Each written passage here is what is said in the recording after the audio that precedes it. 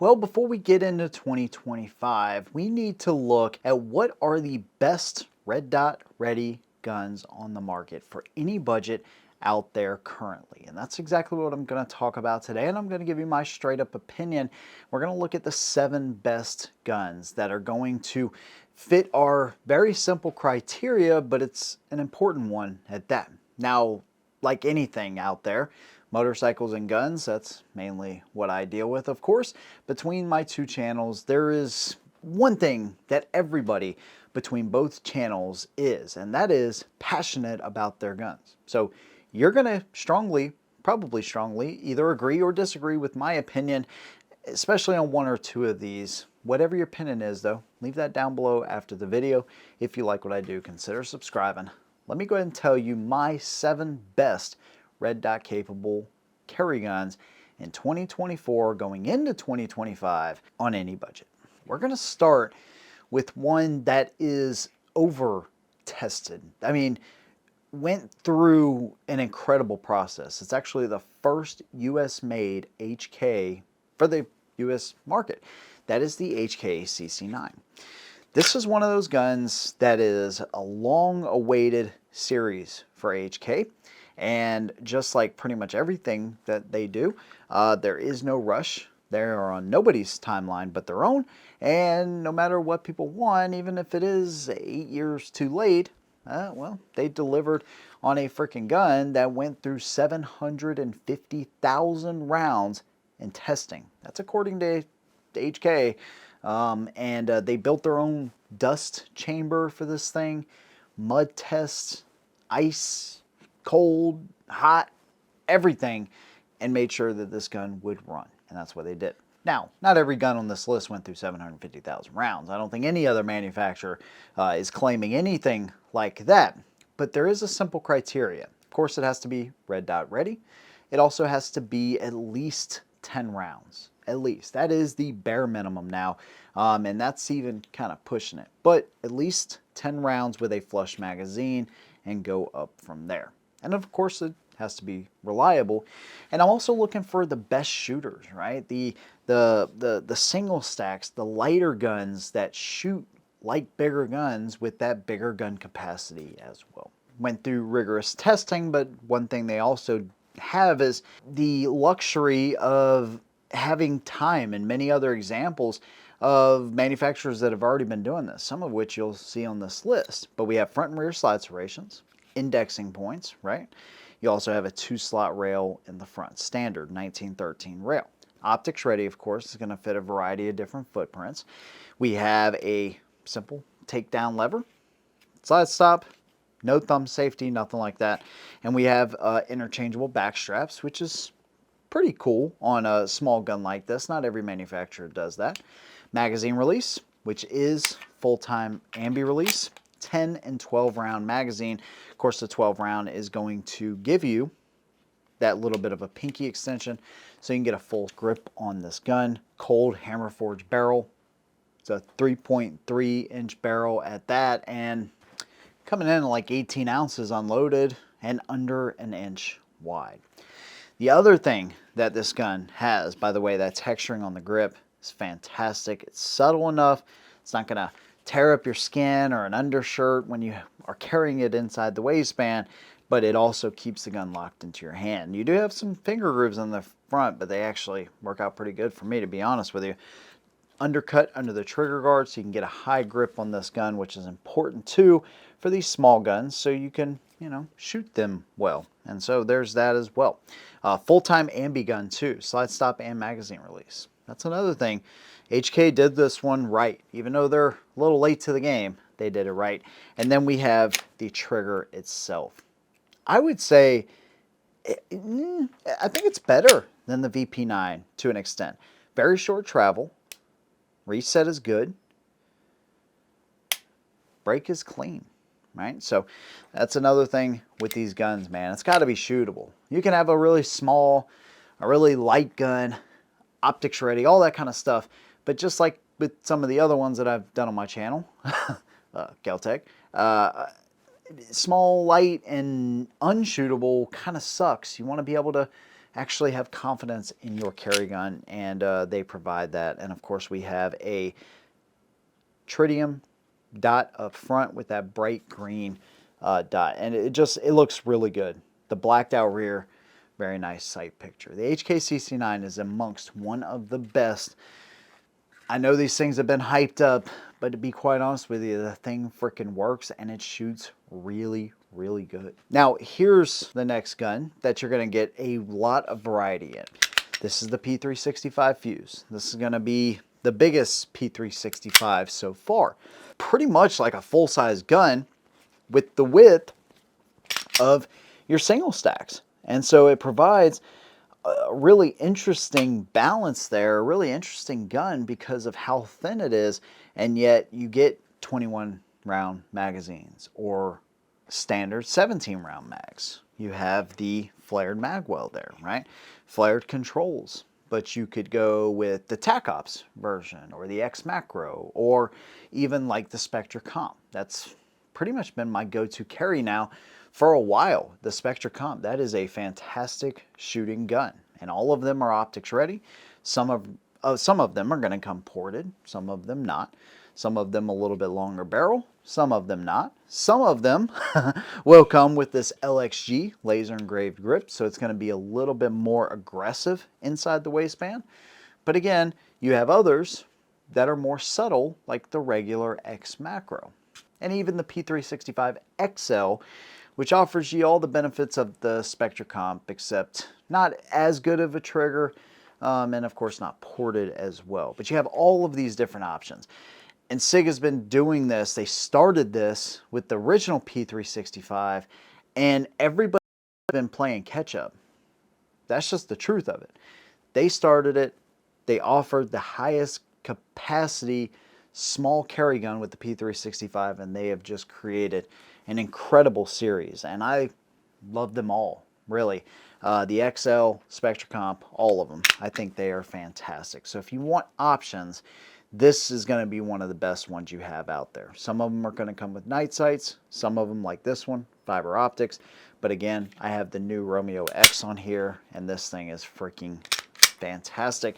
I would recommend going with at least the flat face trigger. It does make quite a bit of difference as opposed to the hook design, but you have a magazine release that's reversible, and overall just a gun that feels so freaking fantastic in the hand. The X Macro or the Spectra Comp or the Fuse, any of these options are going to provide the best, one of the best carry guns on the market, hands down. Now, one thing I haven't mentioned is pricing in this one, because pricing ranges so much. Anytime I mention pricing, somebody's like, oh no, you can't get that gun for that price and blah, blah. Okay, so that's something you can look up. But just know, I would call the HKCC9, if you find one at retail at least, it's going to be in the mid-range, 600 bucks. These will range anywhere from 500 bucks, 550 up to $1,200, depending on the version. But you have a lot more options with this compared to the one CC9 that we have right now. Here is one that I really didn't like when it first came out, and that was the original Hellcat.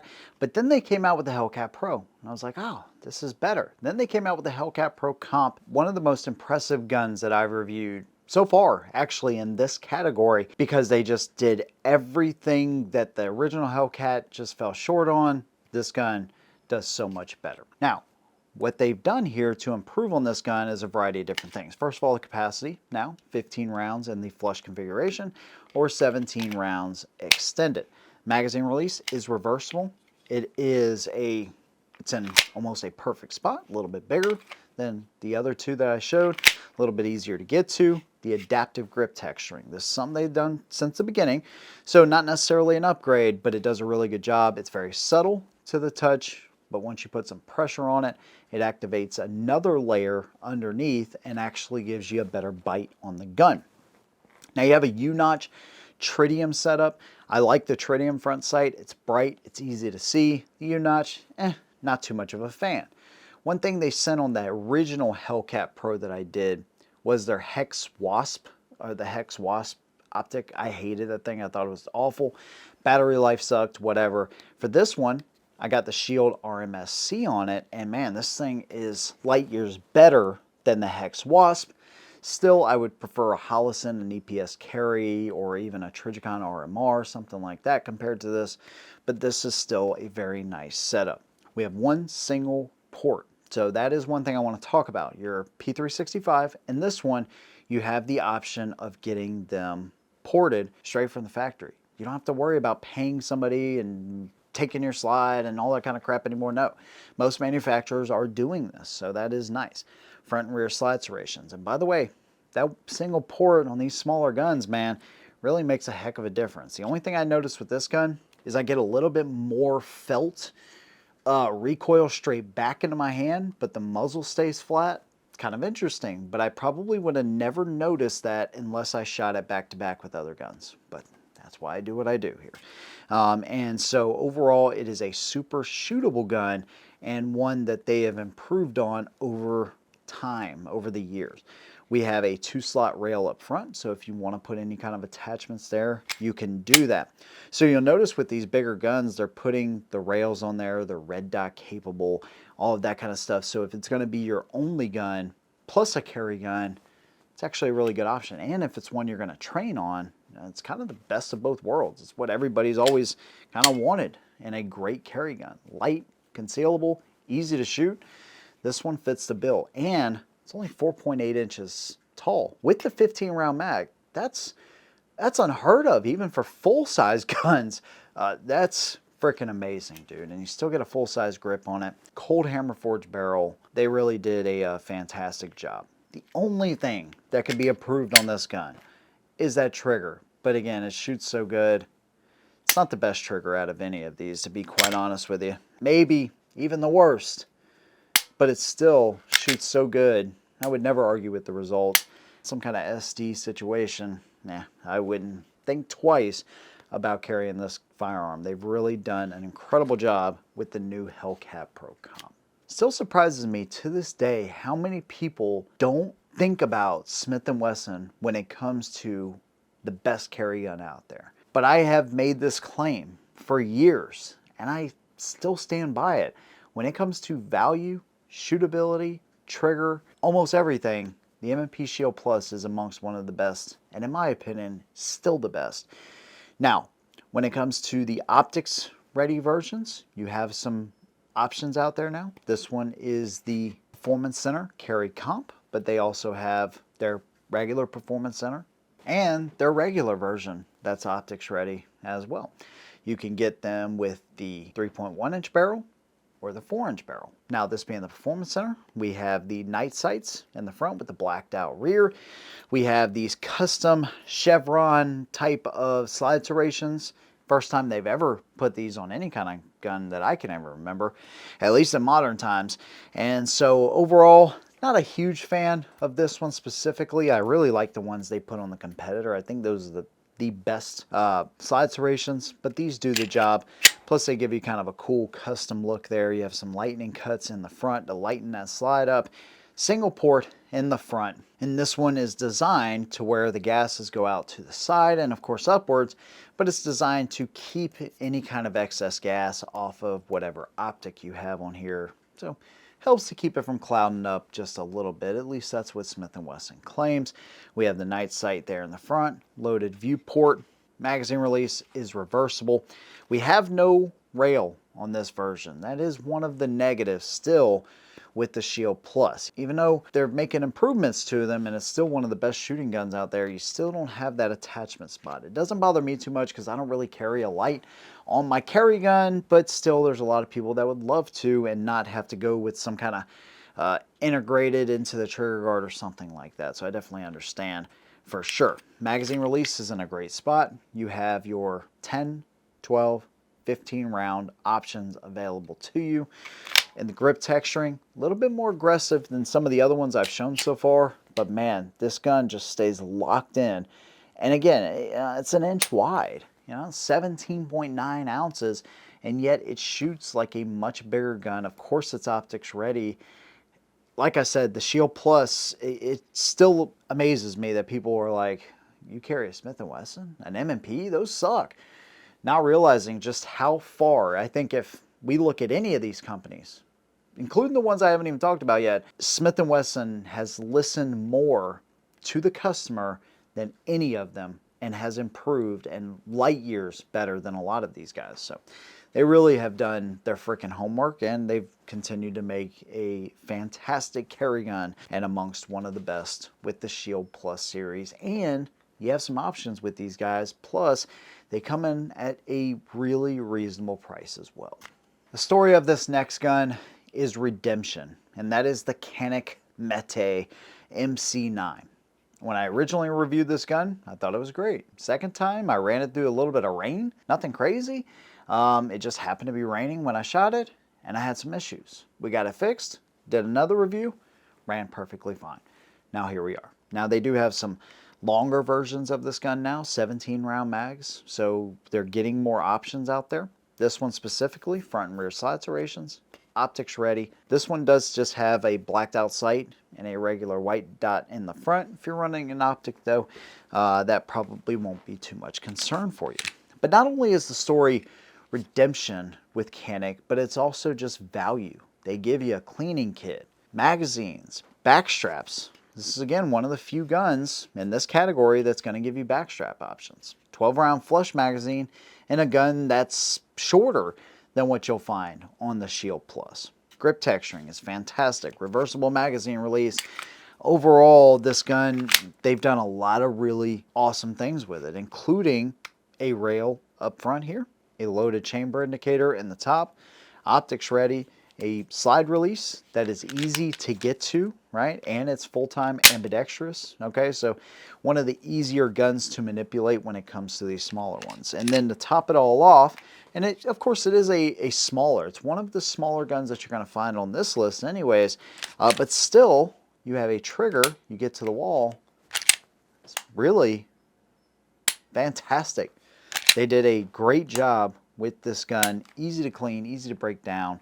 Comes with the holster, the cleaning kit, all that good stuff at a price a lot of people can afford, man. So the value here is fantastic. The quality, for the most part, everything Canik that I've ever reviewed, besides the one issue I had with this gun, these things have been fantastic. We changed the recoil spring out. That's what Canik ended up sending me. A redesign there, an updated one, and boom. We have a gun that has worked fantastic. 12 and 15 round mags, now 17 round mags available. The Canik Mete, if you're on a budget and you want pretty much everything all in one kit, this is one I would 100% now recommend again for sure.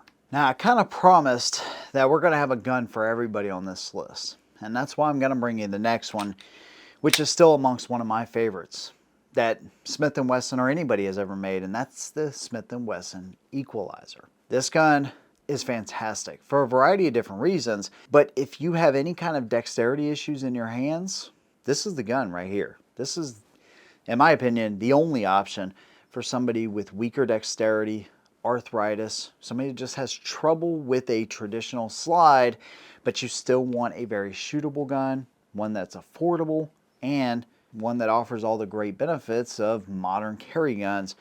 This is where it's at. You have very aggressive slide serrations. Couple that with an internal hammer fired gun, as opposed to every single one that I've showed you so far, which is striker fired.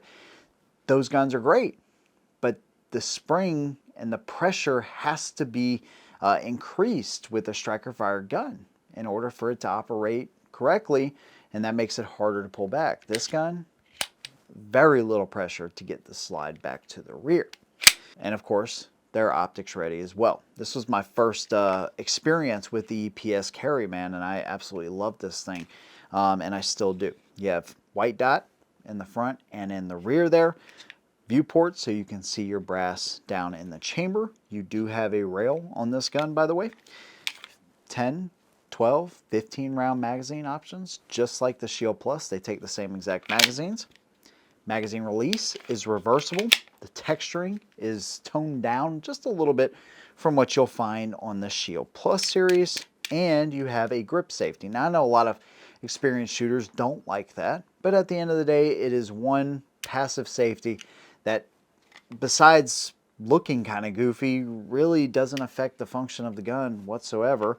And it does give you one additional safety that's built into the gun, since there's no safety really on the trigger. Everything's internal.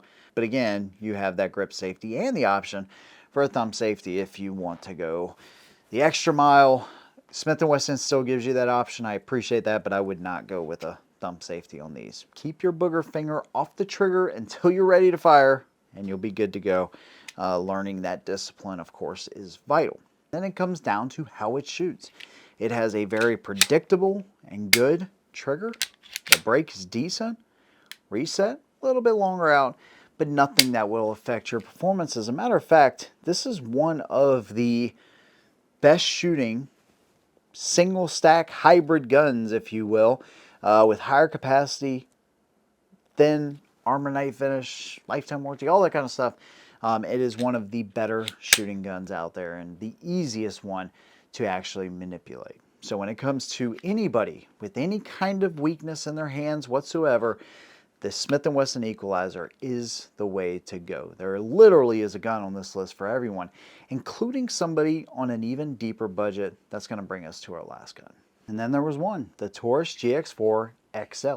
When it comes to cost, budget, and shootability, this one is fantastic. They took some cues from the P365 XL, or it's called the X now. It was the XL when I bought it. And they just did a fantastic job. They lengthened the barrel a little bit, giving you a little bit more sight radius. I've never put an optic on this gun, and it's still one of the better shooters that I have. I mean, really, it's actually pretty impressive. You have a stainless steel barrel, DLC coated, carbon steel slide, optics ready. You have a blacked out rear sight, white front dot there, front and rear slide serrations. You have 11 and 13 round magazines. So definitely in that same ballpark as far as the capacity that we're looking for. Grip texture is fantastic. You even have a replaceable back strap, so you have a couple of options there.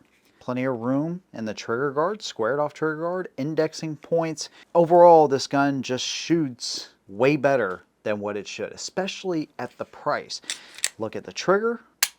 It's not the best thing on earth, but man, it gets the job done. It actually has a better trigger than it probably deserves to. Better than a more expensive Glock 43X or Glock 48, I can tell you that much, and that's why you won't find one of those guns on my list, because this gun shoots so much better than those. Now, yes, there was a recall on these guns. There's an active recall, so you got to make sure that, you know, you put your serial number in and all that kind of stuff. They wouldn't give me a ton of information about it, I suppose, because they don't want people just kind of fixing them on their own. They want to make sure that you send them in. Neither one of mine have had the recall, and neither one of mine have been an issue. I have the regular, which actually is right here, and then the XL.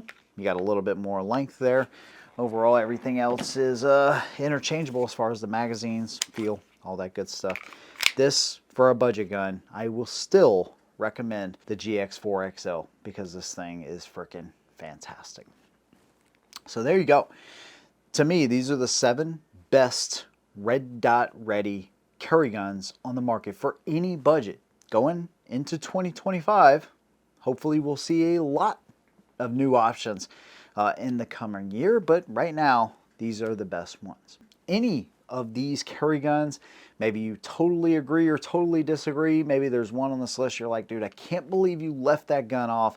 Make sure whatever your opinion is, leave it down below. Big thanks to you guys. See you in the next one. And as always, hold them down.